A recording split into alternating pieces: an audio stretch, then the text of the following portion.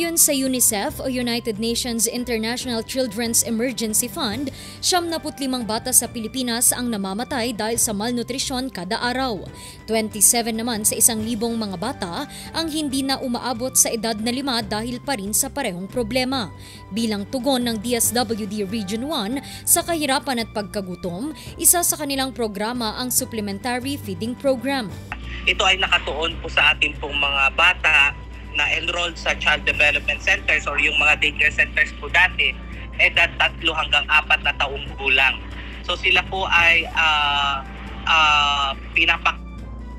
loob ng 120 days, ma'am, para po makita kung ano yung pagbabago doon sa weight nila, kung from malnourished to magiging normal na yung weight nila base doon po sa mga guidelines or criteria po na nakasaad po sa ating supplementary feeding program.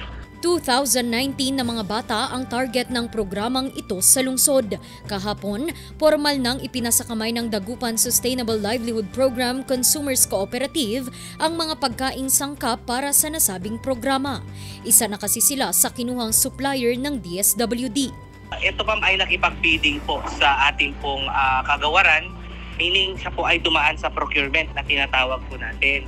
Kaya po siya napili, hindi lang po siya napili dahil SLPA po siya, kundi talagang nakipag-kompetensya din po siya through the procurement process. Anya, isa raw itong magandang patunay ng pag-usbong sa negosyo ng mga MSMEs na kanilang natulungan sa pamamagitan ng cash assistance sa kanilang programang Sustainable Livelihood Program. Malaking tulong po talaga, ma'am, na hindi po natin sila pinapabayaan from mula nung binigyan natin sila ng kanilang seed capital hanggang sa i-partner po natin sila, ma'am, sa mga national government agency po, ay hindi po natin sila binitawan. Pero dito po pinapakita ngayon na dahil kapag bid na po sila, nakikipagkompetensya na po sila sa mga malalaking korporasyon or business address, ay dito pinapakita na empowered na po yung ating pong mga SLP Consumer Cooperative. Pagtitiyak ng DSWD Region 1, patuloy pa rin nilang aalalayan ang mga MSMEs sa pamamagitan ng kaliwat ng mga trainings at seminars,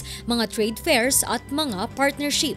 Bukas naman ang kanilang opisina sa lahat ng mga maliliit na negosyo na nais na makiisa sa mga naturang programa. Randy Guzman para sa Luzon Headlines.